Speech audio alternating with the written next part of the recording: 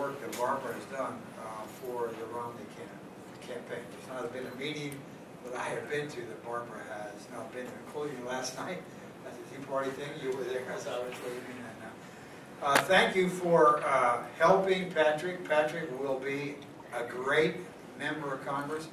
Now let me say something that I really probably didn't know if I was going to say, but this is a very, very winnable race. In fact, Arlington County, which used to be in my congressional district, which my wife will tell you we carry, is better today than it was when I represented Arlington County. In those days, you had the ABC group, you had the Lucy Denny's, you had that. It was just a different place, and it is a better place. It is a younger place in the sense that there are so many young people that are kind of not tied into politics. If they can be motivated to come out this year, I think you can see dramatic things. Secondly, at times, as you know, I had to run 3 times. Patrick hopefully will just have to run 2. But I was telling Patrick it was in 1980, and I had just worked the Arlington County Fair. My wife remembers, she knows what I'm going to say. I just worked the Arlington County Fair. It was a Saturday. They were pretty rough with me at the fair. What I would do at the fair is I would stand outside the door and shake hands with everyone who came in all Friday night and all day Saturday. And about Saturday, about 2 o'clock, I left and went to see my pollster, Ed the Bull. Jim, you know Ed very well. Ed is retired. You know Ed. Lives out in Nevada now. And I thought I was really going to do well. This is my 3rd year. I was really fired up. I had been out really working, and I knew he was going to give me some great news. We were really going to get, and it was kind of a nice time because we were going to go up to the Poconos for 5 days. We had my wife, my 5 children, and I was going to get 5 days off. It had been a long summer, and I walked into Ed the Bull's office, and Ed just looked kind of grim. And he ended up telling me that I was down 26 points. This was in September or August of 1980. And yet there was a rising tide. That, to make matters worse, you know how your children want to build up the confidence. We were up to Poconos. My son, who was 16, said, "Dad, can I take the car to go out and buy you some donuts?" I said, "Well, sure." And so I said, "Sure, go ahead." And he crashed. Remember, he hit a tree. And he hit a tree, and I was down 26 points. And boy, it didn't get any worse than that. And I won! Patrick is going to win. And what Patrick needs, he needs your money, and he needs your support, and he needs your help. And I believe that if Patrick can just raise enough money initially to get on television, to pay that powerful, make that powerful point, it can make a very difference. This is going to be a good year. I can feel it. We felt it in Winchester today. George and I went up and down the mall. We went into all the restaurants, and the response, I mean, we almost didn't hear talk to one person that wasn't going to vote Republican this year. And I think the same thing will hold true. And I believe there's a great opportunity. So I want to thank you for helping Patrick. I would ask you, please, that when you get those solicitations, and I know they come quite often, please continue to give and tell as many people as possible. This is an important year. We're going to be faced with, I think we're faced with almost an economic situation that we are either at a turning point or a tipping point. Neil Ferguson, who wrote the book Civilization, said, "Great nations, when they decline rapidly." And we are facing that with $17 trillion of debt by the end of this year. $17 trillion by the end of this year. No nation has ever had that. 17 trillion. 40 cents of every dollar we spend is borrowed from China. And I see my good friend from the Human Rights Commission, and I appreciate what she does there. But China, I mean, they're persecuting the Catholic Church, persecuting evangelical pastors, persecuting Buddhist monks, spying against us. I know Jim's done a lot of work on cyber, but the Chinese are stealing everything, and yet we're in trouble. And so I think we need to elect a Republican Congress to keep a Republican House. And Pete Sessions said we're going to grow the number. We're not going to go back to the days where this could be a tough year. We may lose 10, we may lose 15. Sessions is predicting that we're going to grow the House. We're going to actually have more next year in the next Congress than this year. To get George Allen elected, I think George will. I've been with him now for 2 different days. The response has been very, very positive. George today came out and said, and I hope Patrick will say the same thing, we have a dysfunctional airport authority that each and every day you pick up the papers and there's a new scandal. If you want to make $188,000, you can work for the airport authority. You may not have to come in every day, but you're still going to get paid, or you can, I mean, and Patrick will be part of that, but I think there's a lot going on. So in closing, as I introduce Patrick, also we should advocate and do everything we can for Governor Romney, because I think we are at a tipping point. My wife and I, we have 16 grandkids, and I think if you read Samuelson's piece yesterday, for the first time, the young will not get as much money out of the Social Security system that they're paying in. And when I go into the high schools, they're trying to go in every high school in my district from Winchester into Langley, I ask the young people, how many of you believe the Social Security system is sound and will be there when you retire? In the last 3.5 years, not one person, not one high school student has raised their hand. So basically, high school seniors in this district know what this administration doesn't know, and quite frankly, what the Congress, both Republican and Democrat, may not even know. And so we got to deal with it. And I know the only way that I believe to do it is to put everything on the table, the same way we would if we had a family. But that's a story for another day. I want to introduce you to the next Republican Congressman from Arlington County, Patrick Murray. Patrick, thank you. Well, thank you all for coming out tonight. I just want to thank Frank and his wife Carolyn for coming up. Quick story on Congressman Wolf. The first time I went in to speak with him, I was running in 2010. My first run, just got out of the Army, didn't have the slightest idea what I was doing in politics. And I talked to Congressman Wolf, and he looked at me dead in the eye, and he said, in 2010, he said, Patrick, you're not going to win this race.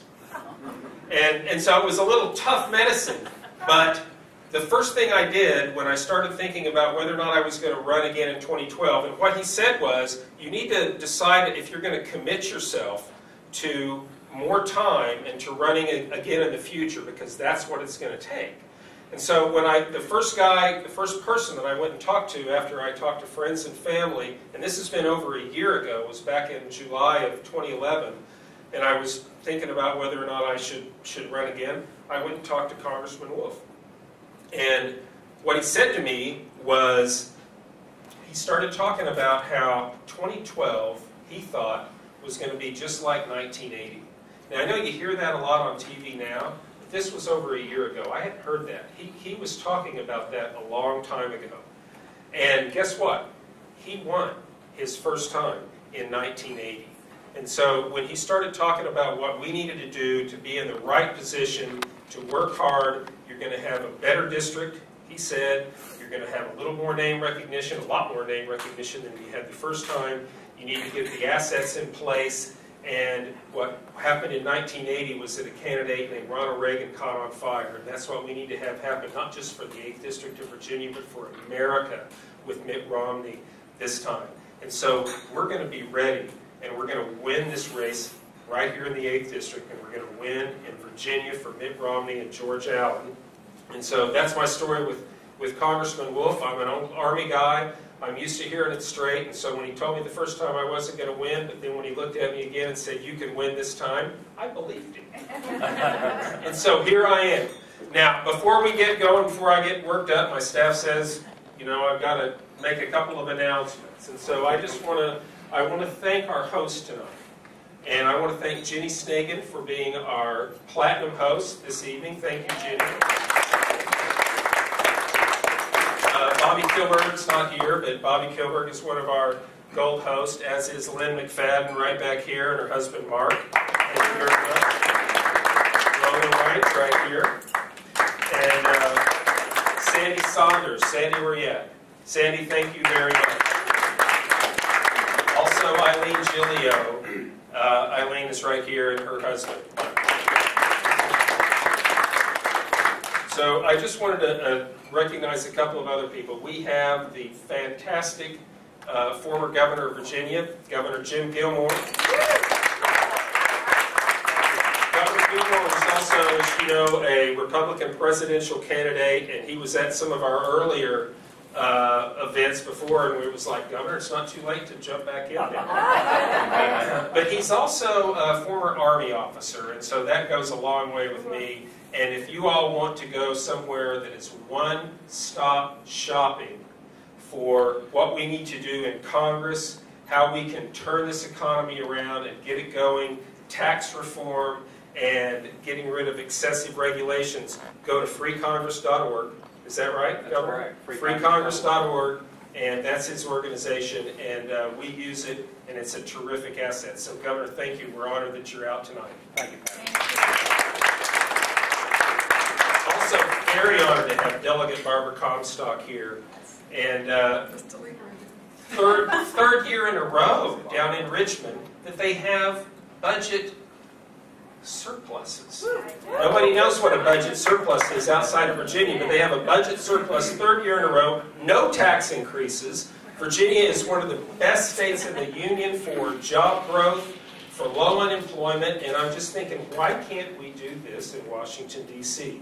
So thank you, Barbara, for coming out tonight and for your leadership in Richmond, Virginia. And I don't know about you, but I have a feeling that Barbara's best days are still ahead, and for us and for the country. So thank you for coming out tonight. So we've had an exciting 2 weeks. And here we are in Virginia, which turns out in 2012 is the center of the political universe for the United States. And I know politicians are full of hyperbole and everything else, but think about it. We here in Virginia, Barack Obama was just here. He said, if I win Virginia, I will go back to the White House. And he's right. Virginia is going to determine who is going to be in the White House in 2012. Virginia is going to determine, with George Allen or Tim Kaine, who's going to control the Senate. And for my piece in the 8th District, and with your help, if we do the right thing, we can get rid of the most hyper-partisan, angry, ultra-liberal guy with an anger management problem that's ever been in the United States Congress, and that's Jim Moran. That's my focus. Now, let me my favorite Ronald Reagan quote is that freedom is only one generation away from extinction. And Tim Donner, who, I don't know if Tim's here tonight, they have onegen.org. I encourage you to go to that website too. Freedom is only one generation away from extinction. Ladies and gentlemen, that's where we are. If we elect Barack Obama, Tim Kaine, Jim Moran again, what we're going to have is a European social welfare state that punishes success, that squashes initiative, and that believes that the solutions to everything is a big government solution. And I don't believe that's where we need to be. I believe that is completely the wrong direction that we need to go. But if we do it right, if we elect Mitt Romney, and if we turn the Senate over with George Allen, and we get rid of Jim Moran, we can start to stimulate our economy. We can create jobs. We can get rid of excessive regulations. That's what America's about. And lest we forget, Congressman Wolf mentioned the $17 trillion of debt. You know, our federal budget now is 27% of our GDP. We're bringing in 15% of our GDP in tax revenue. Tax increases aren't going to do this. We got to have a balanced budget amendment. We've got to bring it down to 19% of spending. And here's why. Every generation in America has worked hard and handed over something better to our kids than we've had before. Evan James, come here. This is our future right here. Now, Evan Drain is our youngest I think it's our youngest delegate in America to the National Republican Convention. Right here, 17 years old. And James is our intern, who has been phenomenal all summer long, who has some military aspirations. These guys, when I look at these two guys, and I think about how concerned am I about our future, I look at them, and I'm happy, I'm comfortable. Where I'm concerned is when I look in the mirror, and I look at us. We're the ones that are leaving them with debt that they can't deal with. We're the ones that are leaving them with a country that is not as good as we took over, and that's unconscionable to me. I don't want it to happen on my watch, and I know you all don't want it to happen on your watch, and that's why I running for Congress. That's why I need your support in 2012.